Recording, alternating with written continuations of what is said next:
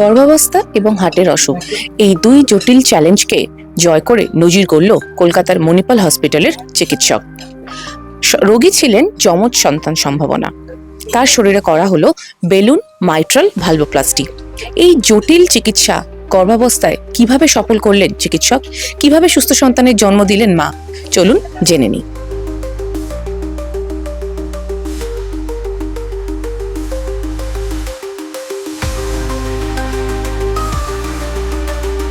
আমাদের সঙ্গে রয়েছেন কার্ডিওলজি বিভাগের ডিরেক্টর ডক্টর দিলীপ কুমার। নমস্কার। Good morning sir. আপনার কাছে আমার প্রথম প্রশ্ন, একজন সন্তান সম্ভাবনা মা, তার হার্টের প্রসিডিওর হচ্ছে এবং সেটা খুব জটিল, যেটার নাম বেলুন মাইট্রাল ভালভোপ্লাস্টি। এই অসুখটা কি এবং প্রেগনেন্ট অবস্থায় তার চিকিৎসা করলেন, এটা কতটা জটিল ছিল সেটা যদি একটু বলেন। দেখুন, একে বলি rheumatic heart disease with mitral stenosis. এই মাইট্রাল স্টেনোসিস জিনিস খুবই কমপ্লিকেটেড থাকে, and then only there are two treatment. One is balloon mitral valvuloplasty and second হচ্ছে মাইট্রাল ভালভ রিপ্লেসমেন্ট দিয়ে করা, মাইট্রাল ভালভ চেঞ্জ করে দেওয়া। She was a young lady with twin pregnancy, not single pregnancy, twin pregnancy. So 3 lives were affected, in one time. And এখানে সার্জারির বেশি role নেই, because surgery করার পরে পেশেন্টে মোর্টালিটি চান্স বেড়ে যায় এখানে। So only option was balloon mitral valvuloplasty. That is very risky because you have no plan B here. আপনাকে গিয়ে করে আসতে হবে, সেফলি, লিক থাকতে হবে না, আর পেশেন্টকে 3 লাইফ সেভ করতে হবে। So that was a very daunting task which we had, and that is why this is the second such case in India. First কেসও আমরাই করেছিলাম, যে আমি পাবলিশ করেছিলাম। অ্যান্ড ওয়ার্ল্ড মধ্যেও এরকম সিরিজ, যেখানে আমরা অনেকগুলো পেশেন্টগুলো হয়ে গেল এখন। So this series is unique in world. তো এরকম কোনো ওয়ার্ল্ডে এরকম প্রেসিডেন্স নেই কি ভালো আউটকাম করে এরকম series of twin pregnancy BMV. এটা প্রথম এখান থেকেই আমরাই করেছি। মানে যমজ সন্তান সম্ভাবনা মায়ের এরকম জটিল প্রসিডিওর এটা এই প্রথম হলো মণিপাল হসপিটালে, ইন্ডিয়াতে। হ্যাঁ, ফার্স্টও হয়েছিল এখানেই, সেকেন্ডও হয়েছিল এখানেই।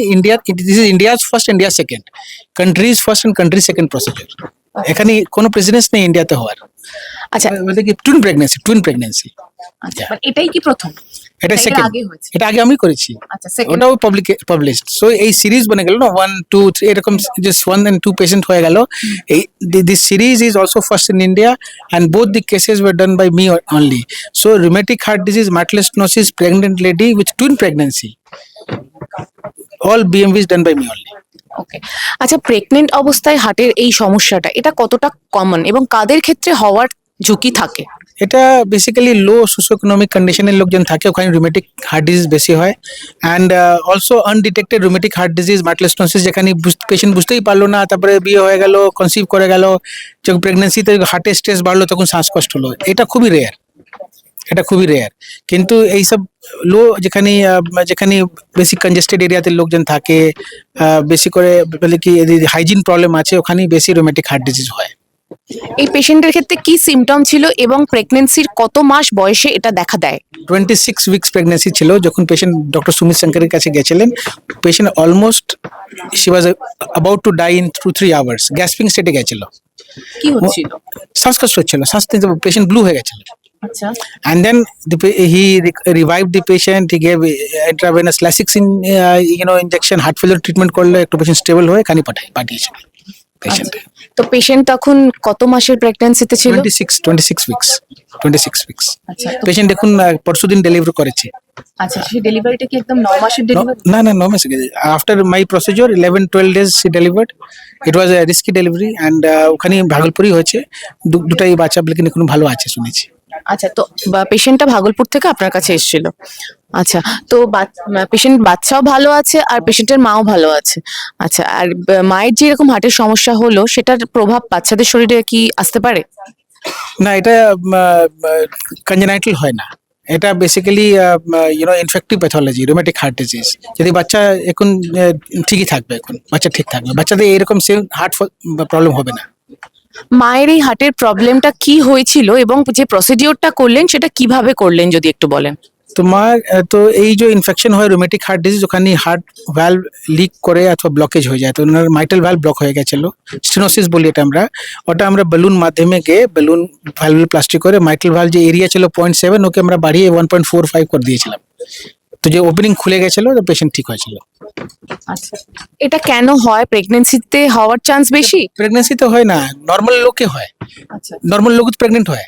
হ্যাঁ। তো ওই রকম এর কন্ডিশন হলো, এর হলো, তারপরে এই প্রেগনেন্ট হলো, এই বুঝতে পারলো না কি ওর ডিজিজ আছে। এটা কারো হতে পারে, যে কারণ হতে পারে, কিন্তু this a infective disorder, rheumatic fever বলি ওটা আমরা, অ্যান্ড দিস স্ট্রেপ্টোককাল ইনফেকশন হয় এটা, and this happens in a low socio economic condition, যেখানে হাইজিন ভালো নেই, অনেক একটা এরিয়াতে অনেক লোক থাকে, তো ওখানেই হয় এটা। আচ্ছা, ঠিক আছে। তো এখন মায়ের কি কোনো মানে কোনো মানে বেলুন কিংবা বসিয়েছেন নাকি? বেলুন দিয়ে ভালভ খুলে দেওয়া হয়েছে, আচ্ছা। যদি 8-10 বছর পরে যদি ফির ব্লক হতে শুরু করে, ফিল খুলে দেবো আমরা, আর এখানে আমরা একটু ইনজেকশন দিয়ে ওরা শুরু হয়ে যাবে, পেনিসিলিন ইনজেকশন, ওটা 40 বছর অবধি চলবে। আচ্ছা, আর বাচ্চাটা 7 মাসেই ডেলিভারি হয়েছে, তাতে কোনো সমস্যা নেই? ওরা কোনো হসপিটালে আছে, লেকিন বাচ্চাগুলো ঠিক আছে, এটাই শুনেছি আমি। এই চিকিৎসাটা করতে খরচ কিরকম লাগলো স্যার? দেখুন, এটা খুবই কস্টলি নেই, এটা খুবই অত বেশি এক্সপেন্সিভ থেরাপি না, এটা বলুন খালি ফুলিয়ে চলে আসতে হয়। তো 1 থেকে 1.5 লাখ টাকার মধ্যেই হয়ে যায় এটা। এটা টাওয়ার টাইপের নেই যেখানে আমরা বাল রিপ্লেস করে আসি, যেখানে 10-15 লাখ টাকা লাগে। তো less expensive procedure, but very risky procedure, খুবই রিস্কি, ব্লাইন্ড প্রসিডিওর। তারপরে এই অত high stake pregnancy, twin pregnancy, এটা কেউ করে না। We took challenge and we did it. That is why this is something which is so miraculous. যারা pregnancy নিচ্ছে তাদের ক্ষেত্রে কি আগে কিছু সতর্কতা দরকার যাতে এই ধরনের পরিস্থিতির সম্মুখীন না হতে হয়? অ্যাবসলিউটলি, আগে থেকেই বুঝে নিতে হবে কি হার্ট প্রবলেম ঠিক, আমার হার্ট ঠিক নেই, তো হার্ট ঠিক করে তারপরে প্রেগনেন্সি নিতে হয়। তো কি করতে হবে? ইকো তো ইসিজি ইকো দিয়ে বোঝা যাবে। তো every patient, every person, normal lady who is trying to conceive, they should get themselves checked first. যদি মায়ের ঠিক থাকলে না কিভাবে কনসিভ হয় বাচ্চা, দিস উইল গিভ বার্থ। আগে থেকেই সবাইকে হার্ট স্ক্রিন করতে হবে, নিজে হেলথ স্ক্রিন করতে হয়, তারপরে প্রেগনেন্সি নিতে হয়। চিকিৎসকের দাবি এই সাফল্য আগামী দিনে ঝুঁকিপূর্ণ গর্ভবতী মায়েদের চিকিৎসা ক্ষেত্রে এক আশার আলো দেখাবে। দক্ষতা, চ্যালেঞ্জেস এবং আধুনিক চিকিৎসার দৌলতেই এই মাইলস্টোন তৈরি হলো। আমার সঙ্গে ক্যামেরায় অভিনব, আমি জিনিয়া। দেখতে থাকুন দ্য ওয়ার্ল্ড আরোগ্য।